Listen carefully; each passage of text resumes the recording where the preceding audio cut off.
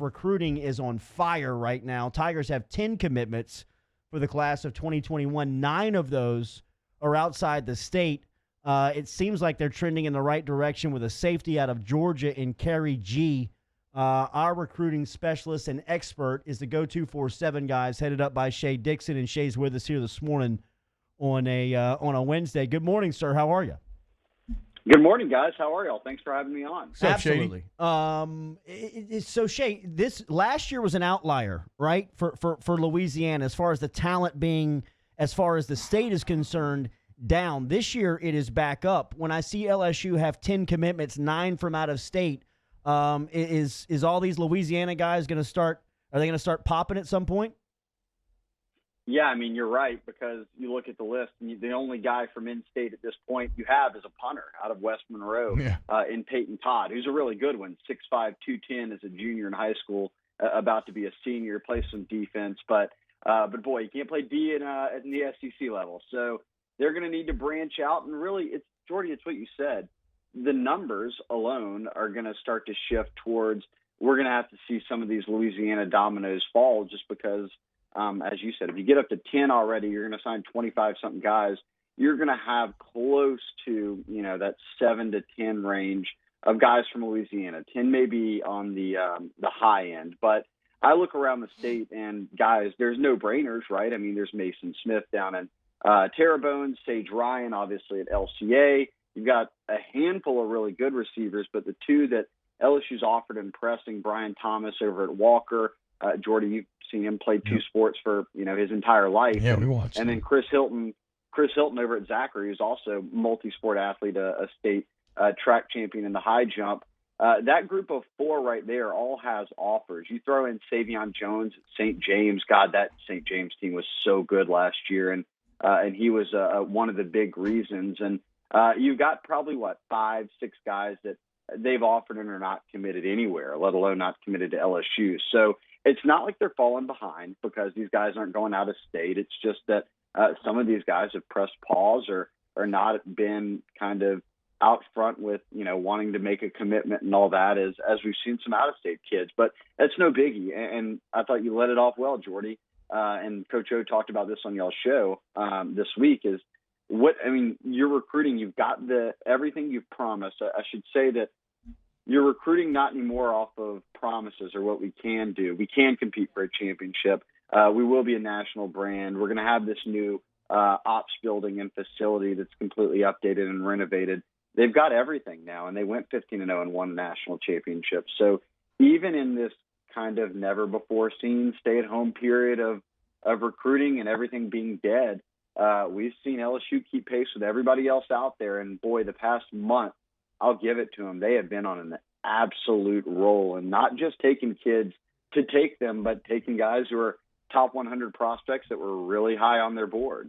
Yeah, and so if you could maybe expound on that a bit further, how do you feel that LSU has done maybe compared to their peers recruiting during the pandemic?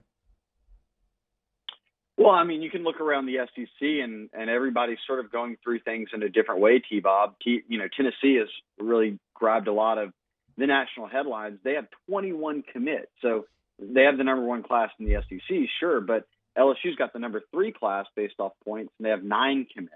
So there's a big jump in between what Tennessee is doing, which is, look, they've got a couple 5-stars, a bunch of 4-stars. Pruitt's recruiting very well. But what they've done is let's just go all out. Let's press for these commits now. I think what you've seen Georgia, LSU, to an extent some of the other teams, Florida, they've been a little bit more picky-choosy. I'll give LSU and Georgia more of a head nod there than Florida. But you got to scroll all the way down. Bama has 4 commits, no 5-stars, a few 4-stars, and 1 3-star, and Auburn in the same boat. 4 commits, no 5-stars, a couple 4-stars, a couple 3-stars. So everybody is sort of dealing with this a bit differently. I think teams like LSU, Bama, Georgia, a lot of these teams rely pretty heavily on summer camps and spring evals. And this year they're not having that. And I think that it'll be curious for me, interesting to see how does a team like Bama go forward from there when they relied so heavy on it and only have 4 commits. You look at LSU, they relied super heavy on it. Orgeron loves to talk about getting guys to campus and working them out in person.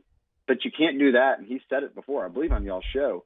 You just got to trust the film and all the evals they've done so far. And because of that, they've been confident enough to say, all right, we've circled these guys. We're going after them. No hesitation. We've got conviction.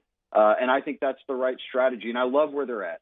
9-10 commits is perfect for kind of this period where you're not sure how the rest of the summer plays out and gives you so much wiggle room going into the fall. Brian Haldane, the brain trust of our sister station, Talk 107.3 FM, put out a great tweet yesterday warning moving to Phase 1 Friday means barber shops will reopen statewide. Be ready for Alabama's football 2021 recruiting class to add some names. Ouch. Hey, that's what I call it. Are you waiting on my reaction? No, I kind of wanted to say where you're going to take that, but I'll save you here. Talking to Shea Dixon, Go 247 recruiting expert here on Off the Bench. Shea, talk a little bit about Corey Kiner, the 4-star running back out of Ohio. Yeah, kudos to Kevin Falk getting his first running back commitment in, and I like this one, and I'll tell you why. Beyond the fact that 5'10", a little over 200 pounds, he's a do-it-all guy. I mean, almost over 6,000 all-purpose yards as a 3-year starter. And he's not even a senior yet, right? That's next year. Almost 80 touchdowns. He plays in the return game. Obviously carries the ball a good bit. He's been working in the pass game more and more now. I think, you'll see some – our comp for him is Kenneth Dixon, who was with the Ravens for a while. He's with the Jets now. I think you could look at guys like Ingram, even to a small extent Edwards-Helaire, but he's more of a kind of will run you right over, that type of back, almost in a Chris Curry mold. So I like this pickup, the number 10 running back in the country. But even more so, guys, we saw them sneak Trey Bradford, a 4-star out of Texas, into the class at the end in this past cycle. And we saw what they had from Chris Curry, Ty Davis-Price, John Emery. All those guys are sophomores this year, Curry being a draft-eligible one. But over these next couple of years, you have to anticipate between going pro or the portal or whatever it might be that all three of those guys aren't hanging around forever.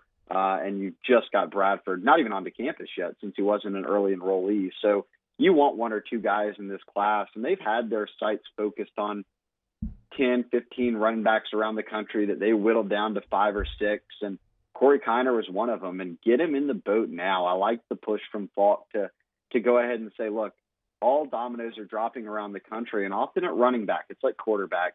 It's musical chairs. I mean, you can have 40 offers, but if you're not jumping in on things, they may not be there for you. And I think that LSU pitched that, look, we're ready to take you now. You're in Cincinnati. You understand the reach of LSU. Yeah. Even there, you're kind of in the center of it. So I think that had paid off big for them.